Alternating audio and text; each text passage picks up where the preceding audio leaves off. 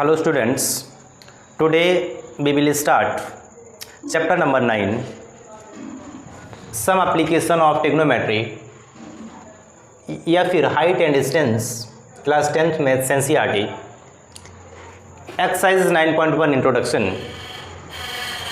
Students, in this chapter first of all we will discuss some important concepts of chapter number 8.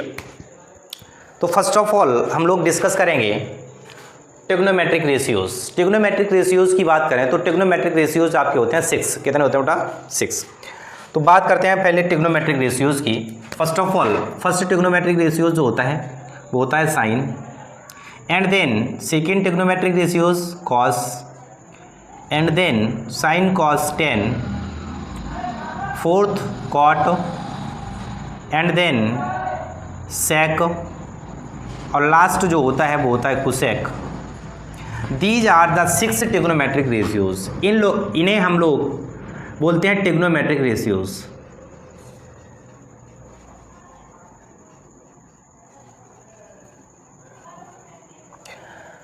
Trigonometric ratios समझने के बाद अब हम लोग समझ लेते हैं right angle triangle. Because of right angle triangle ही हमारा इसमें यूज होने वाला है, तो हम लोग समझ लेते हैं right angle triangle. Right angled triangle एक ऐसा ट्रायंगल जिसमें एक एंगल 90 डिग्री का हो, ऐसे ट्रायंगल को हम लोग कहेंगे राइट एंगल ट्रायंगल. देखते हैं इसका फिगर. तो राइट एंगल ट्रायंगल में एक एंगल 90 का होना मस्ट है. ए बी सी, यहाँ पे 90 का एंगल बन रहा है, तो हम लोग कहेंगे it is a right angle triangle at which angle B in which angle B equal to 90 degree, therefore it is a right angle triangle.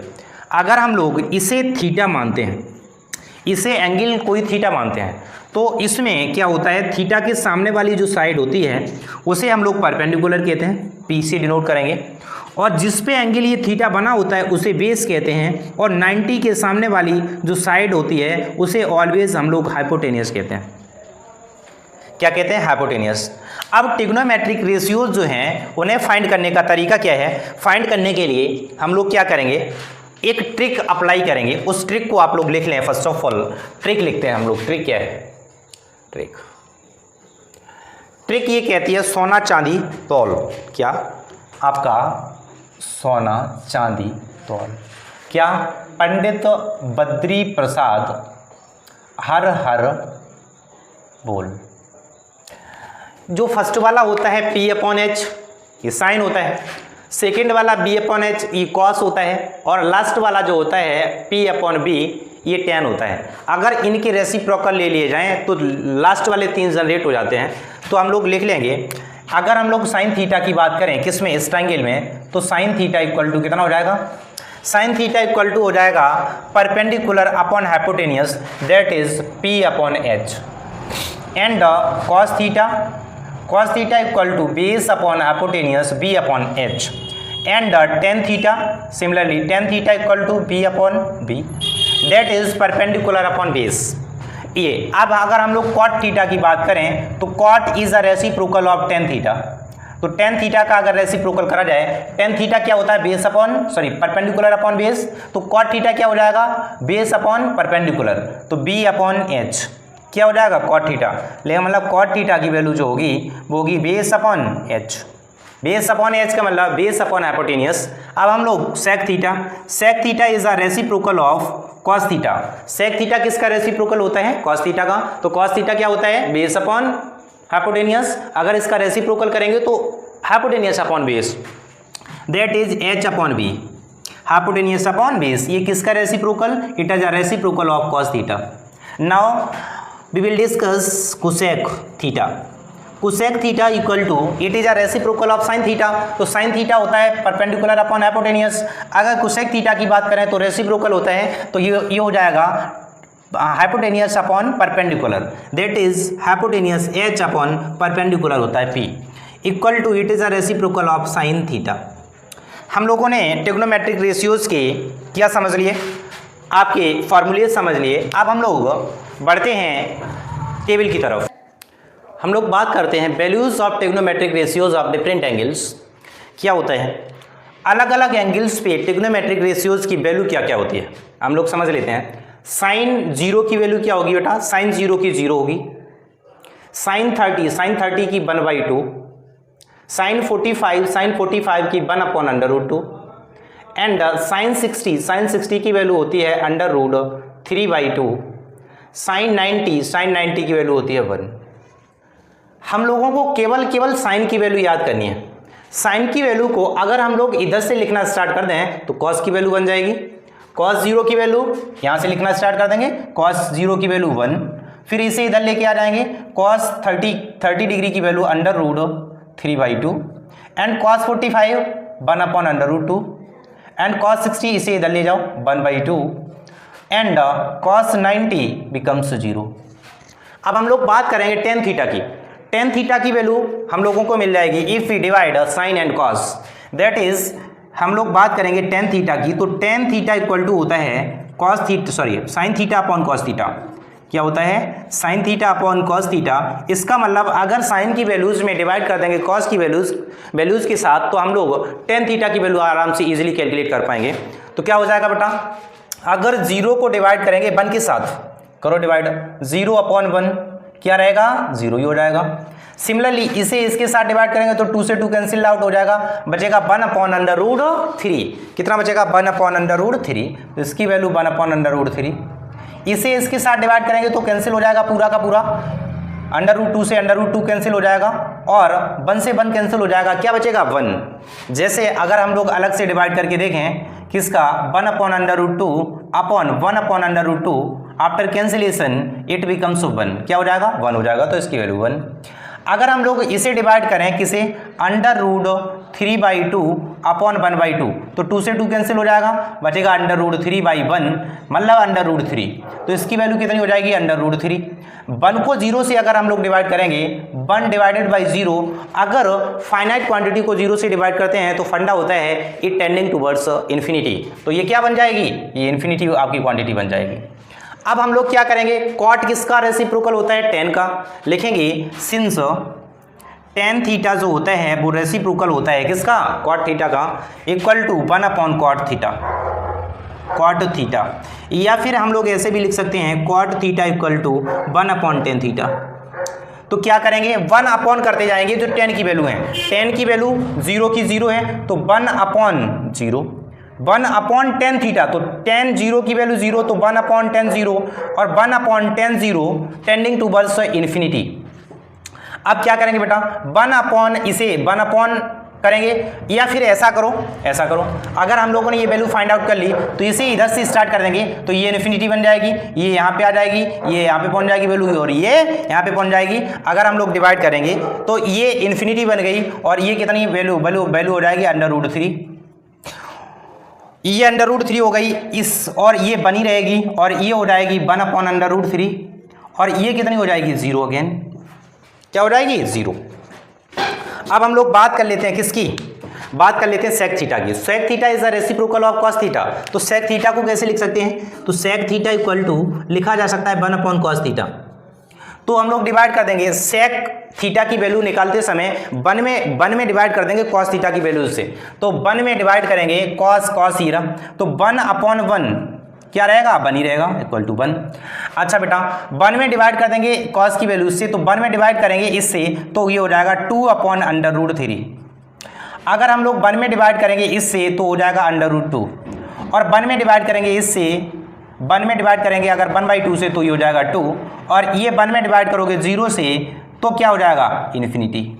अब हम लोग इधर से लिखना स्टार्ट करेंगे, इन्फिनिटी यहाँ पे आ जाएगा, ये यहाँ पे आ जाएगा, और ये यहीं पे रहेगा √2, ये यहाँ पे पहुँच जाएगा 2/√3, और ये यहाँ पे आ जाएगा 1।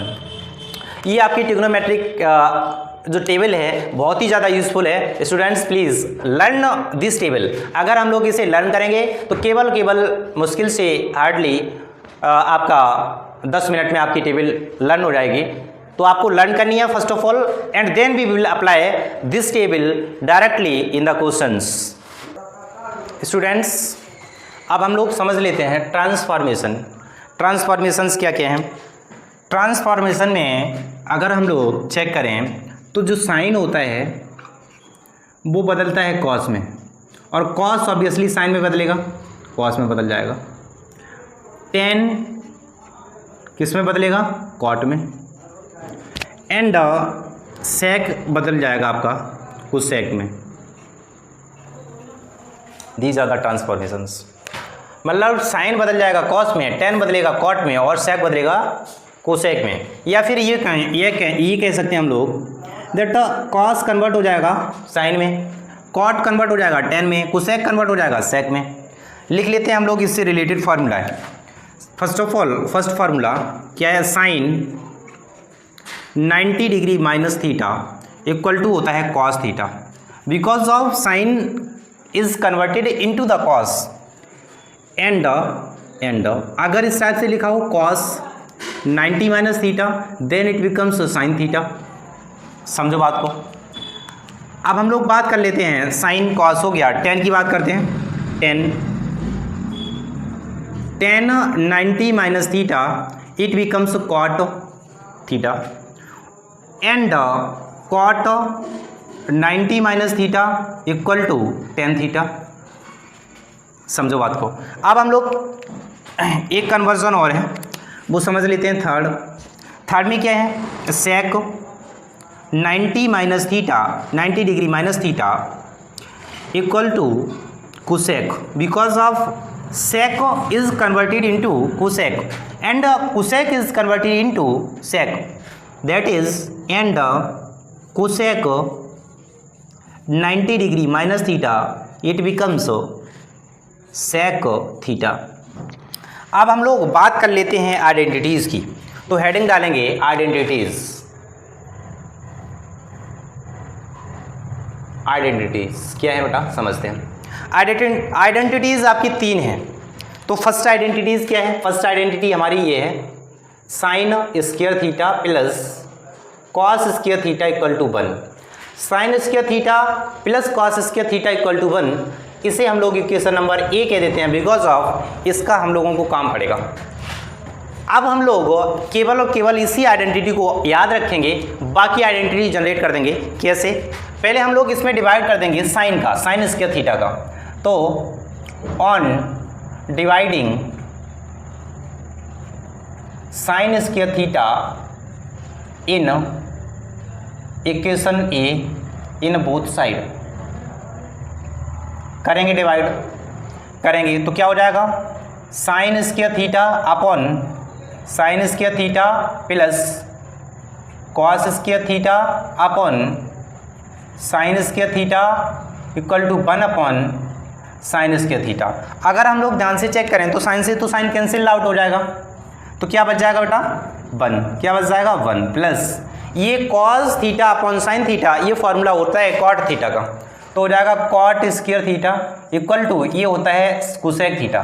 क्या होता है बेटा, cosec theta, cosec square theta. अब हम लोग ये फार्मूला थोड़ा सा ब्रैकेट में लिख लेंगे, रीराइट करेंगे। क्या हो जाएगा, ये हो जाएगा आपका formula since cos theta upon sine theta equal to क्या होता है बेटा, ये होता है cot theta. And sine is the reciprocal of cosec, अभी बताया था, तो हो जाएगा sine theta equal to 1 upon cosec theta, या फिर ऐसे लिख सकते हैं cosec theta equal to 1 upon sine theta. Now this is second identity, ये हमारी सेकेंड आइडेंटिटी है, इसे डिब्बे में बंद करेंगे और सितारा जड़ेंगे, because of this is very useful identity for us. अब हम लोग जनरेट करेंगे नेक्स्ट आइडेंटिटी, इसमें डिवाइड किससे करेंगे, साइन स्क्वायर थीटा से कर लिया, अब डिवाइड करेंगे कॉस स्क्वायर थीटा से। On dividing cos square theta in both side in equation number A करते हैं, डिवाइड करेंगे तो हो जाएगा sine square theta upon cos square theta plus cos square theta upon cos square theta equal to 1 upon cos square theta.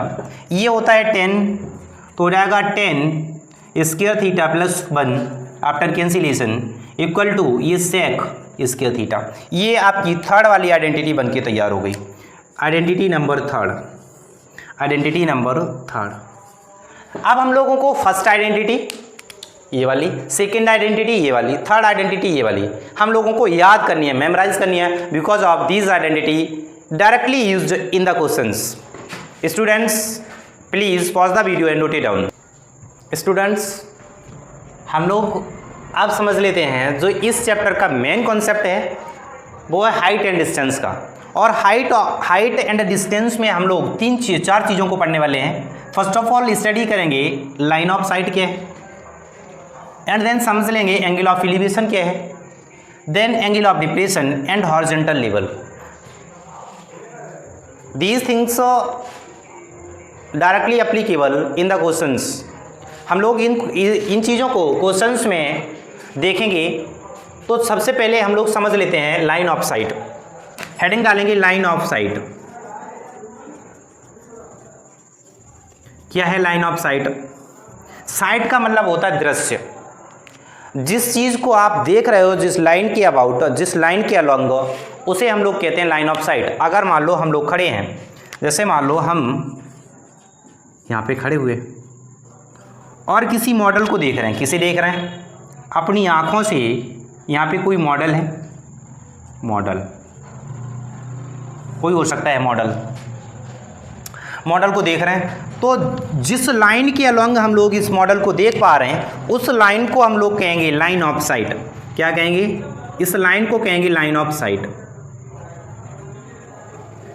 अगर मान low model ऊपर खड़ा है, आप नीचे से मान लो टहलते हुए रोड पे जा रहे हैं, आप रोड पे जा रहे हैं, ठीक, मान लो आप लोग कहाँ पे हैं? रोड पे हैं, और आपका मॉडल छत पे खड़ा है ये। तो हम लोग अब ऐसे ना देख के कैसे देखेंगे? ऐसे देखेंगे अपनी आंखों से, लेकिन मॉडल को तो जरूर देखेंगे बिकॉज ऑफ ये मॉडल है। अब हम लोग इस मॉडल को इस समय मतलब इस टाइप से देख रहे हैं, तो ये हो जाएगा क्या? Line of site. Line of site मतलब अगर हम अपनी आंखों से सीधे देखेंगे किसी चीज़ को, तो सीधी लाइन जो हम लोग ड्रॉ करेंगे उस लाइन को लाइन ऑफ साइट कहेंगे। अगर अपनी आंखों से किसी चीज़ को ऊपर देखेंगे तो उस लाइन, पर्टिकुलर लाइन को हम लोग क्या कहने लगेंगे? Line of site. अगर हम लोग मान लो कोई पर्सन कहाँ खड़ा है? छत पे खड़ा है। छत पे खड़ा है।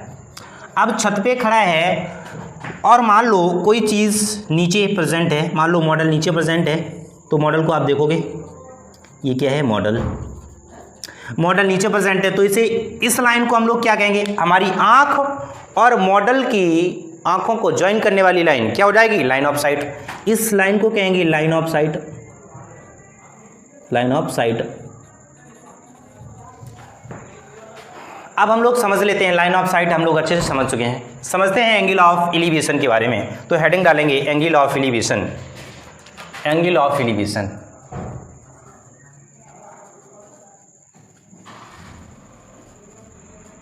क्या होता है angle of elevation? Angle of elevation का मतलब किसी चीज़ को अगर हम लोग सर ऊपर उठा के देखते हैं। एलिवेशन का मतलब होता है किसी चीज़ को उठना, ऊपर उठना। अगर हम अपने सिर को ऊपर की तरफ उठाते हैं तो एंगल ऑफ एलिवेशन बनेगा। अगर हम अपने सिर को नीचे की तरफ झुका के किसी चीज़ को देखते हैं तो जो हॉरिजॉन्टल लेवल से जो एंगल बनता है उसे हम लोग एंगल ऑफ डिप्रेशन कहेंगे। अगर समझते हैं बात कैसे है, जैसे मान लो ये आपका हॉरिजॉन्टल लेवल, ये आपकी ज़मीन है, क्या है? अर्थ है। अर्थ पे आप लोग खड़े हैं, तो ये आपका, आपके लिए हो गया हॉरिजॉन्टल लेवल। क्या हो गया? Horizontal level. Horizontal level. अगर मान लो इस लाइन से, जैसे मान लो ये लाइन है, ये हॉरिजॉन्टल लाइन है। हॉरिजॉन्टल लाइन का मतलब एक पड़ी हुई लाइन। और अगर इस लाइन से हम लोग ऐसे देख रहे थे, अब हमने ऐसे ना देख के ऐसे देखना शुरू किया, तो इस लाइन से जितना सर हमने ऊपर उठाया, जितना सर हमने ऊपर उठाया, उस लाइन के बीच में जो एंगल बनता है उसे हम लोग कहेंगे एंगल ऑफ एलिवेशन। जैसे मान लो सर ऊपर उठाया तो जो एंगल बना, मान लो काइट को हम लोग देख रहे हैं। किसे देख रहे हैं? काइट को। एक पतंग उड़ रही है, उससे हम लोग देख रहे हैं। तो इस काइट को देखने के लिए हम लोगों ने जितना सर ऊपर उठाया हॉरिजॉन्टल लेवल से, उसे हम लोग कहेंगे एंगल ऑफ एलिवेशन। इस एंगल का नाम होगा, इस एंगल का नाम होगा एंगल ऑफ एलिवेशन। कहेंगे क्या? इसे, इस एंगल को angle of elevation. elevation and this line again called line of sight। समझ गए कि नहीं? और इस लाइन को हम लोग हॉरिजॉन्टल लेवल बोलेंगे। सीधी सी बात, अगर हम लोग ऐसे आँख को अपनी को सीधे फिक्स किए हुए हैं किसी चीज़ को देखने के लिए, तो इसे हॉरिजॉन्टल लेवल कहेंगे।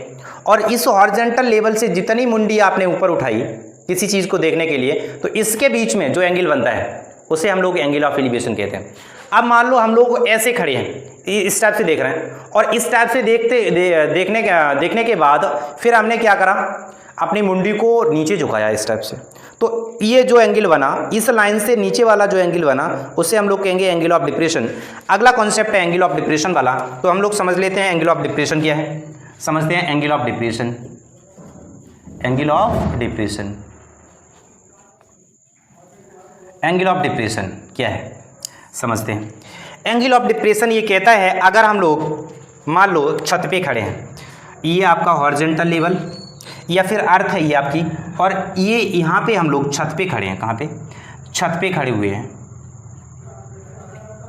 अब छत पे खड़े होके किसी चीज़ को, ये आपका हॉरिजॉन्टल लेवल, और नीचे की तरफ देख रहे हैं, मान लो इस एंगल से नीचे की तरफ देख रहे हैं, तो इस हॉरिजॉन्टल लेवल से इसे हम लोग कहेंगे हॉरिजॉन्टल लेवल, और इसे कहेंगे लाइन ऑफ साइट।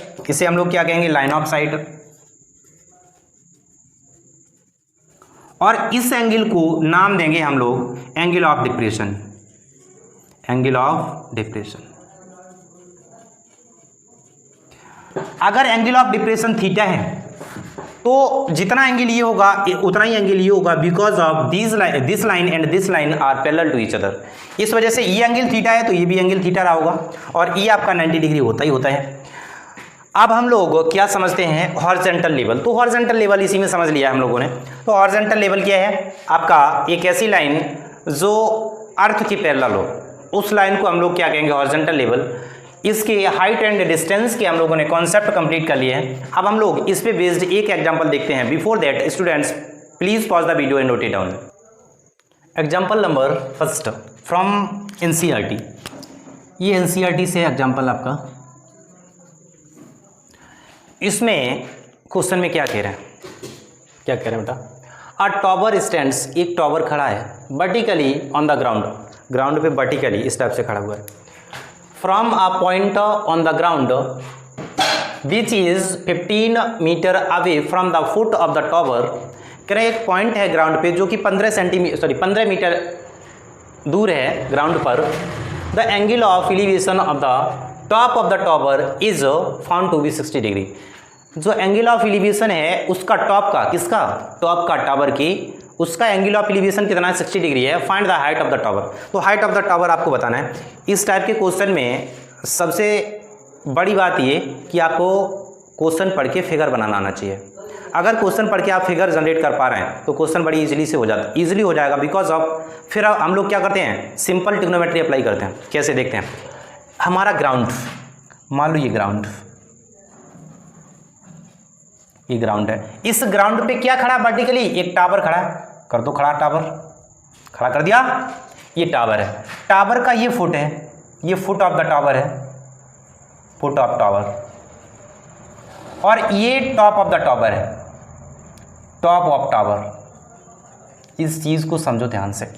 अब टॉप ऑफ द टावर का angle of elevation, angle of elevation का मतलब जमीन पे खड़ा आदमी देख रहा है, जमीन पे खड़े होकर आदमी देख रहा है, तभी तो एंगल ऑफ एलिवेशन बनेगा। किसका? टॉप का।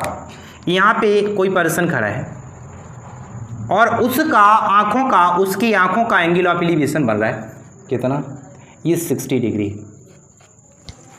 कह रहे जहां पर एंगल ऑफ एलिवेशन बन रहा है उस पॉइंट की distance foot of the tower से कितनी है? स्पष्ट रूप से लिख रहे हैं 15 सेंटीमीटर अवे। अब पॉइंट, एक पॉइंट ए मान लो, इसे बी कह दो और इसे सी कह दो।